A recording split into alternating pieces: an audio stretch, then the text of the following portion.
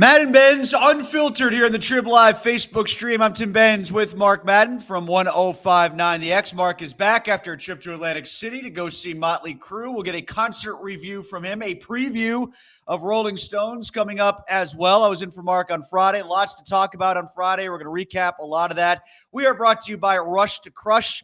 Don't forget the ride is coming up and you still have time to sign up. May the 19th, we're in May now, for the Rush to Crush Cancer Bike Ride. Register. Go to rushtocrushcancer.org and help us in the fight against cancer. Join the ride. Mark, shortly after we wrap up here on Madden Benz Unfiltered, I'm posting a column at Trib Live talking about all the assistant coaches that have been under fire and have been fired here in Pittsburgh, be it Matt Canada or many of the offensive coordinators before him. This is the second time now we've seen some tweaking with Mike Sullivan's staff. Todd Reardon out on Friday, and I imagine Andy Haynes, the hitting coach, the Pirates, will be the next one to go. This is what we do in Pittsburgh now. We alleviate blame from the coaches on the field. We go after the assistants. We alleviate blame from ownership and management. We go after the assistants. We don't go after the players enough. I think it's a shift of blame and onus. What do you think? Yeah, it's absolutely that. But the way sports has evolved, there's certain people who can't be blamed. And that varies from city to city. But in Pittsburgh, we can't blame Mike Tomlin. So far, we can't blame Mike Sullivan. I can't believe we don't blame Derek Shelton. But it trickles down to the lesser lights, the guys who nobody buys a jersey with their name and number on the back. Nobody has an Andy Haynes Pirates jersey or a Todd Reardon Penguins jersey. Now, it's at a bigger level too, Tim. I'm actually writing a notes column, the device of the lazy writer, for the Trib. And the Lakers fired their head coach, that Ham guy. Yeah. Look, they finished 7 in the Western Conference and lost in the first round to Denver. Well, that wasn't Darvin Ham's fault. LeBron James is a terrible general manager. He wants to put the team together. He calls the shots. But when the team he assembles loses, then it's on the coach. So it's not like it's indigenous to Pittsburgh. It manifests itself in different ways depending on the franchise. So I'll open this up for people who want to comment on it, and we'll kick it around a little bit as the stream rolls along here. But with Arthur Smith taking over as the offensive coordinator for the Steelers, whoever takes over running the power play for the Penguins, and presumably a hitting coach to be named later, will either of those three, any of those three things actually impact any of the teams significantly, positively? And which one will do the most? The new power play coach won't. What needs to happen is Sullivan needs to run the power play himself and step up to the responsibility of the team's overall failure and do it in that small way. But he won't. What's going to happen is the power play will come in and he won't want to make anybody uncomfortable. And Gino's going to wind up in the right half wall where he doesn't belong because he likes to take one-timer or whatever. I can't do that accent, not really. But Sid should be on the right half wall. I'm tired of talking about it. But Tim, very rarely do I reach the point where I know that I'm right and the coach is wrong. When it comes to Penguins power play, I am right and the coach is wrong. Well, I'll tell you this much. I mean, part of the problem that we're in right now is everybody is so content with where the Pittsburgh teams are. There just doesn't seem to be enough pushback or blowback for the fact that they're painfully average. All of them, except for the Pirates, who are below average. The other two are just in this state of mediocrity, and the franchises seem all right with that, I guess because the cash is coming in. That's got to be the biggest reason. I don't know that they're all right with it. I don't think they're willing to take the steps to remedy. Like, I don't think Fenway Sports Group wants to go through what would be painful, not just for them, but departing for everybody involved of firing Mike Sullivan. Well, to go back to the other point about, who might actually help the teams, let's talk about Smith specifically, and we're going to bleed into the Najee Harris conversation a little bit here too. The new narrative that is being spun now, and this is part of why we go down this path all the time. We kind of make excuses preemptively why everything is going to be okay. Like, the Steelers apparently don't need a second wide receiver because Arthur Smith never runs with three wide receivers. Yeah. It's not going to be okay. That's a real problem. And we can talk about, the con artists about, he fixed the offensive line, and that was mostly Andy Weidel. And, when I say stuff like that, I sound like I'm ripping Omar Khan. I'm not. I think he's very functional and brought some new ideas into the GM spot, but we're overrating his genius. Wait till they win a playoff game to rate anybody as deserving a snappy nickname. But yeah, they need a number 2 receiver, and if they don't get one, everything they've done to this point in the offseason is rendered kind of moot because it won't matter.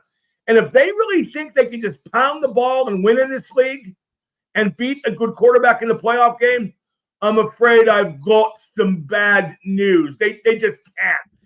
Well, it's sort of building off of that point then. If we want to get into the Najee thing, which I said we would. So, if you look at Najee Harris. Tim, before we go on this, Eric guy tweets, local hockey writer thinks Pittsburgh fans just are fire happy. I don't know who that writer is, but what do you suggest they do? Right. Okay, they haven't won a playoff series since 2018. Okay, do you think that merits keeping the coach forever? We do that in Pittsburgh, though, more so than most cities, I think. We look at those championships and just think, boy, we can't ever fire that guy. Because when you do fire that guy, then it cuts the tie, and you can't believe it'll be that way again. He said Rossi said it, so I don't know what that means. I haven't seen what Rob posted that might be to that effect. Yeah, well, I mean, if anybody thinks Mike Sullivan should still have the job, they're wrong. Well, do you think, speaking of Rob, his outlet, Josh Yohe at The Athletic, he said that there isn't a rub at all between Sullivan and Dubas after what I agree with that. You agree with that? I don't think there is. If there was a blood feud type of thing, legitimate conflict, I would know it. You can disagree on a decision and not have it be a blood feud. So I will confirm what Yohe thinks there. Okay, well then to that point, so that was just overblown then from Saravalli looking at it and presuming then if they're fighting over an assistant, it must be a bloodthirsty battle, more or less? Yes. Okay. That's exactly what I would say. All right, well, if that's not the case, then I kind of think they split the baby then on Vellucci. I think that's probably don't get me wrong. This could develop into conflict. Okay. Yeah. But it hasn't yet. Vellucci, I mean, I don't know if you can tie a particular sin to him. Yeah, we talked about this in the podcast a little bit. I was sort of under the impression that he could have done more. Maybe Dubas was under the impression that he could have done more with the bottom 6 he was given. Dubas probably thinks he did a better job of assembling that bottom 6. You can't polish crap. And I might not have fired Reardon. Really? Okay, but they had to. They couldn't do nothing. What should have happened and should have happened last season was Sullivan should have stepped up and taken over the power play himself and put, his accountability on that unit. Yeah, and I think you phrased it pretty decently. But he can demand things as head coach. Reardon can't. Right. Yeah. Sullivan told me he had hit his sell-by date at the end of the year when he talked about all the good things the group did. Okay. Oh, yeah. The group didn't do crap. You're talking about the season they were horrible. Press conference. It's a disappointing year. And to try to validate this year as anything but unacceptable indicates they need a new head coach. Yeah, sort of by way of him explaining at the end of the press conference how well they closed, the strong push that they made towards the playoffs, et cetera, et cetera. All that to me was just empty blah, blah, blah, in my opinion. And, to kind of go back to what we were talking about before with the overarching theme of the 3 franchises and where they are in their respective state of affairs of just plodding along through this constant mediocrity that we seem to see. The Tomlin thing, there's been a fade, Mark. I mean, there's been a fade from winning the Super Bowl in year 2, getting there in 2010, 12-4 in year 5, the loss to Tebow. And then it's, kind of been this circular thing where they take a couple steps back, 1 step forward, couple steps back. The thing with Sullivan and the Penguins is it's like the Stanley Cups are still pretty fresh. By Stanley Cup standards, 2016, 17. They're not that fresh. They're not that fresh, Tim. But, the tainting part of it comes from the fact that they haven't had a playoff round win since 2018. There's no tainting part either. Those cups speak for themselves. But yeah, I mean, it doesn't invalidate what they did, but it indicates it's time to move on. Yes. And when I say, all right, so the dust, it feels more dusty than they are because they haven't won a freaking playoff round win since 2018, I guess is the way. I got to be honest. For me, Once you're 2 years removed from a championship, those don't count anymore.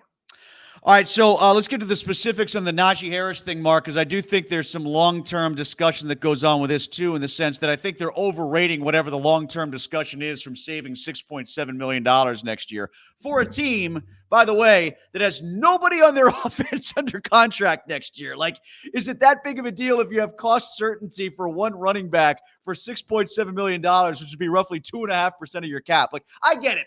In theory, it's always the smart move to never tie any money to a running back ever. Okay, then don't draft one in the first round. And I get it. Khan is not the guy who made that pick, but Tomlin is. So if there's not egg on Khan's face, then there is some on Tomlin because he was in the room. He banged the drum for Harris. You don't think so? No, I think this is a non-issue. Well, I'm just saying the indictment isn't for the move that was made on Friday, Mark. The indictment to be had is, why do they bother taking a running back in the first round in 2021 then if they're just going to throw away a year of the contract? Oh, I think that they've confirmed that the Najee pick and the Pickett pick were bad picks. In both cases, they got the number one guy at his position, the first running back drafted, then the first quarterback drafted, and one guy's already gone and the other has his foot out the door. Those were bad picks. Mm-hmm. No question. Would I have kept Najee? I don't know. I mean, $6.7 million is chump change. So, but by the same token, you still got him for this year. And I don't think he's going to tank or pop because he can't afford to do so as he tries to move forward. So, to me, it's a non-decision. It doesn't matter what they did. It's sort of like if we go back to our previous conversation about, like where the wide receiver thing is with the Steelers, they can't figure out how to spend the money that they have right now or the money that they created for themselves in the draft to go get a guy. It's like, we're talking about all this cap space that they're worried about having for next year. Well, they've got tons of flexibility. And what are they going to do? Pay for a quarterback? Like next year's going to be the year that they pay for a quarterback? No, they're not going to pay for a quarterback. Like Russell Wilson is going to cost money. You didn't want Russell Wilson 2 years ago when he was better, when he did cost money. Continue doing things as they've always done them. And Tim, people say that the con artist, that he has affected a significant change in the way they do business, correct? That's being said, right? Yes, all the time. Tell me how. Tell me how exactly there's been a significant change. I think people want there to be one more than there is. So you tell me, where's the significant change? The significant change, I would suggest, has been a little bit more willing to spend on other people's players, but not at the premium positions. Like, they've finally decided. Say they got Russell Wilson. How much they paying Russell Wilson again? I'm talking about Queen, not Russell Wilson. Queen is the. They got guys like that before. They got James Farrier before. They got Jeff Hardings before.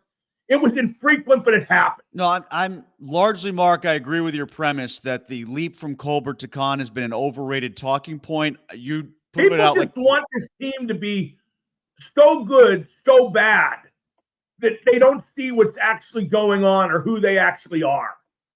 Yeah, and that kind of goes to, this bold stroke to not keep a first rounder that everybody's talking about with Khan. That's not that bold of a move because it might be just as easy, if not easier, against the cap to get Najee for 3 years after this year. If you look at what other veteran running backs did this offseason. It's still not well, Tim, let me tell you the biggest mistake this team made in this recent past. And I say this over and over again, but until people agree with me, because I'm absolutely right, I'm going to keep saying it. They should have never traded that first-round pick for Minkah Fitzpatrick.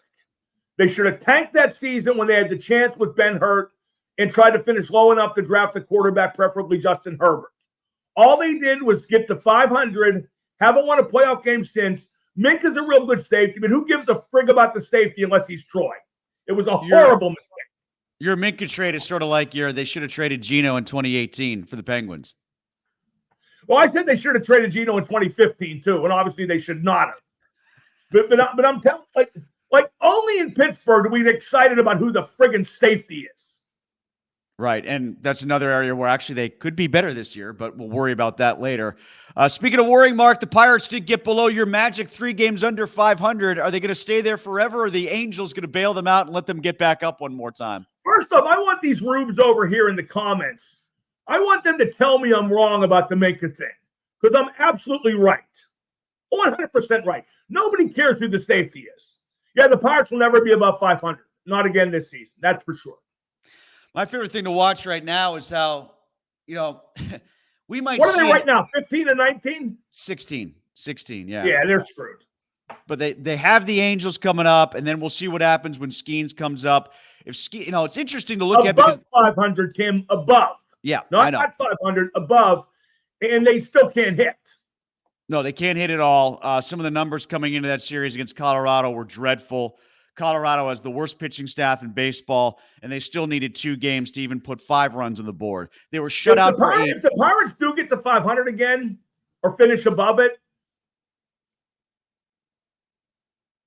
which I'm not 1,000% ruling out. Yeah, I am. I'm ruling it out. But if they would, it's because there's a lot of teams in baseball as bad as them. There are some terrible teams in baseball, and they're playing most of them right now, and they're probably not taking advantage the way that they should, at least playing against the A's and playing against the Angels and playing against the Rockies. It's unbelievable to think, Mark, that for the first, 18 innings of that series, they were shut out for 16 of them before they got a run from Sawinski. The base hit to win that game 1-0 behind Jared Jones, and the homer from Cruz to lose the game 3-2. By the way, that was the first game all year long that the Colorado Rockies didn't trail. The first game in 32 that they didn't trail. They came to Pittsburgh, and they managed to win wire to wire. Wouldn't it be great if they called Skeens up at the precise moment he starts to pitch like just meh?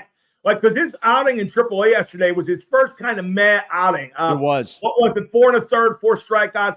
First time he pitched on 4 days rest. Just like it wasn't great. Meanwhile, Jamison Tyone and Tyler Glasnow might be 1-2 in the All-Star game this year.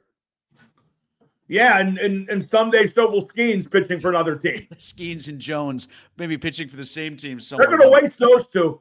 They'll probably ruin one and waste the other. Did you watch any of the Tom Brady roast, Mark? No.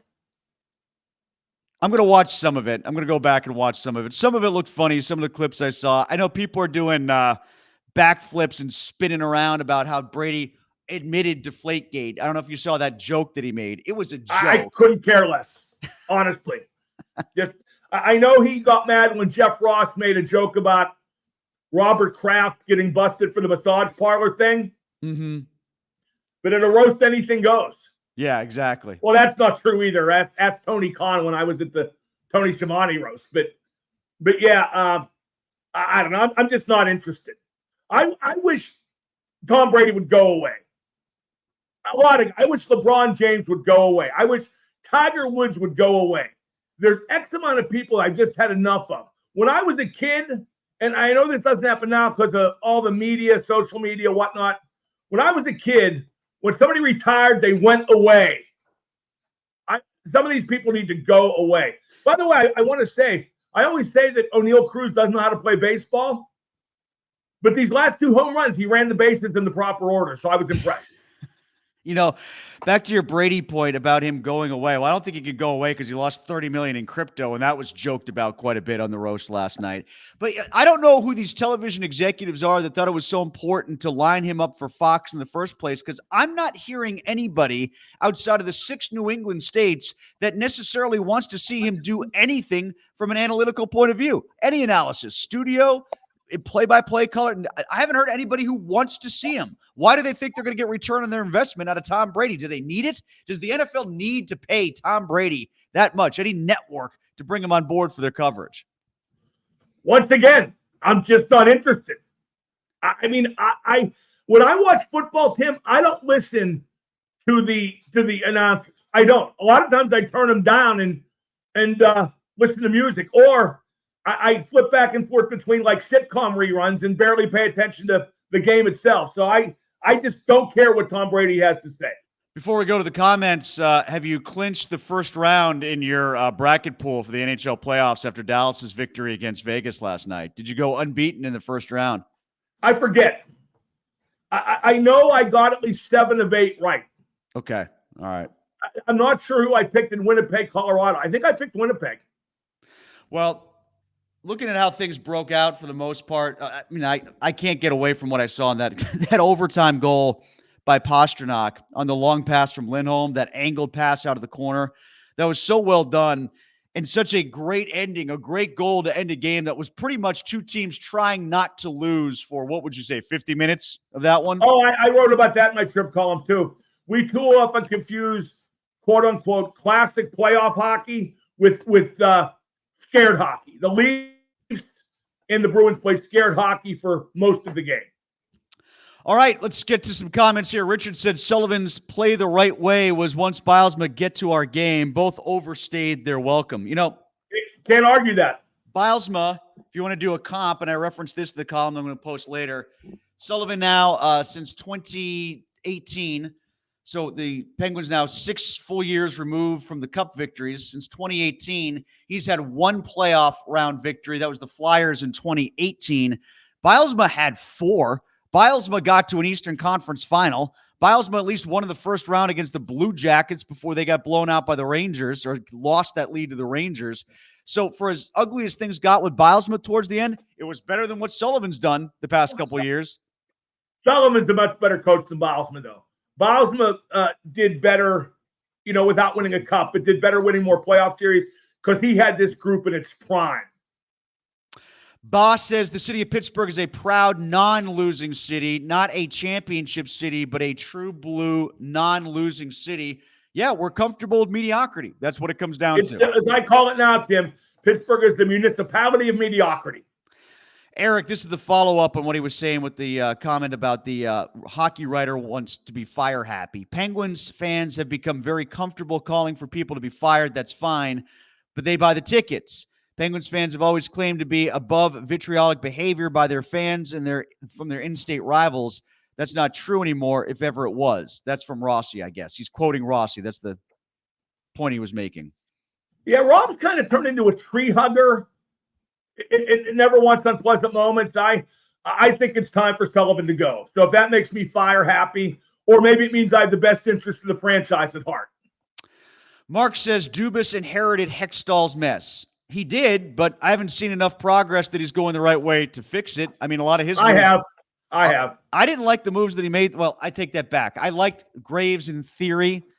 Eller I liked, but, a lot of the moves that he made just haven't worked out. He got rid of some bad. Wait till his way of doing things settles in, and wait until he gets his own coach. How long do you think he's going to have to wait for that if that's what he wants? Not as long as people think. Sean says, do you think Kyle Dubas wants... available, he'll coach well. Oh, okay. All right. Yeah, we talked about that last week, and I tend to agree. I think he can stand... In his mind, he'll be able to stand by Sullivan, but hire Keefe. See, I think what's going to happen is if Keefe's available, they'll hire him to coach Wilkes or make him an assistant, and Sullivan will get pissed and go to New Jersey. Sean says, do you think Kyle Dubas wants Sullivan to be his head coach? Is Kyle allowed to fire Sullivan, or does FSG make that call directly? I think Kyle makes the call, but FSG obviously has to sign off on it. Yeah, and I still think FSG has a great deal of faith in Sullivan, that's for sure. I don't know. I don't know about that. No, you don't think so? I think he's still a Boston guy, but 2 years not in the playoffs. When you need that revenue, is 2 years not in the playoffs when you need that revenue. Beth says, number one problem is a need to put money on the best coach. And as far as the Steelers, there needs to get rid of 2 down, high-paid man. I don't even know what that is. I have no idea what this woman is babbling about. I don't know what she's saying, but let's move on. If the greater point is you got to blame the coaches and the players more specifically. No, let's not address this idiot. I have no idea what she meant. All right. Tim, let's at least expect coherency from those who respond. Let's see if I can get one more in here because there's a follow-up I want to get to. Oh, Richard said the biggest issue with the Pirates is an owner who goes cheap and everything, which has led to dismissal developmental system that can develop so-called high-potential players. Yeah, we'll see about Skeens next. But, somebody threw up here that 2024 was supposed to be the way that Nutting says 2024 was supposed to be the season. Eric said that. 2024, right. But I thought it was 2025 that they were pointing to, but that's the point. We can never keep track. It's always one more year forward ahead than what we thought it was going to be. Do you think they ever intend to win? I don't think they care if they win. I think the bottom line is what matters more. If they win by accident, great. If they win, it's a happy coincidence. Yes. If they fall in That's what happened in 13, 14, and 15. If they fall in the like process. I said, anybody who thinks this organization has winning as a remote priority, they had a great team, a 98-win team in 2015, and they disassembled it because it cost too much. They tore it apart because it cost too much. And it didn't cost too much. It just cost too much for them. That's all. It didn't cost too much in baseball terms. It cost too much for them. Right. Mark, what about Motley Crue? What'd you think of the shows? Oh, they were great. They were fantastic. Like we talked about on the podcast, John 5 is a great fit on guitar. They had a great set list. Vince Neil, who's been a little heavy, isn't as heavy. He lost a considerable amount of weight. It helped his stamina, helped his movement. His voice was always good, but he would run out of breath and delete words. Yeah, and now he sort of swallowed words. Not as much. I'll tell you what, though, Dr. Feelgood's a hard song. That's like a constant machine gun burst of words for the vocalist. But yeah, Vince was very good. And it's a great, great rhythm section with Six and Lee. So I really enjoyed both shows a great deal. And now you're going to Vegas at the end of this week for Rolling Stones, right? Correct. Stones in Vegas on Saturday. Did you get also on Friday, REO Speedway? Did you listen to the whole album for Hackney Diamonds? Did you like it? I did, actually. I'm not the biggest Stones fan, but I like the new album. I listened to most of it. Yeah, the single, Anger. Is that the single? Angry. That really stands out. But yeah, it's a solid album. That's one of my favorite Stones songs ever. And like I said, I'm not a huge Stones like that.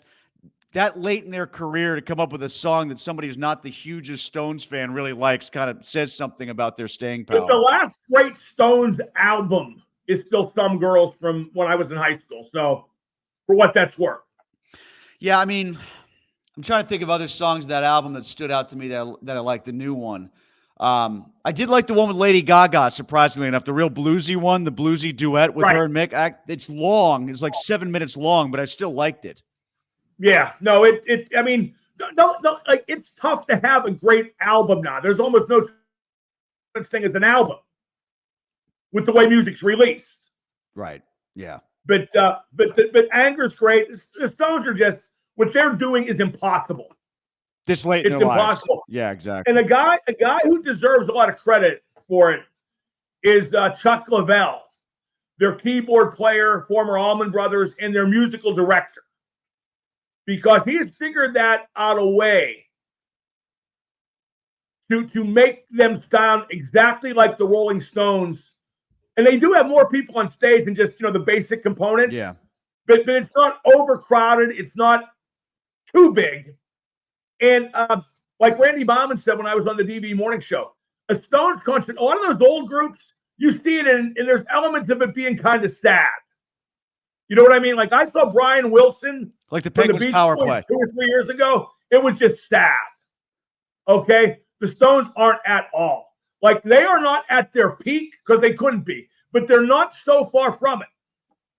All right, so Mark will be in all week until Friday. Then I'm in as he goes off to Vegas. Don't forget, you've still got time to sign up for the Rush to Crush Cancer bike ride. The race is the 19th, but you can still sign up. Register. Go to rushtocrushcancer.org and help us in the fight against cancer. Join the ride.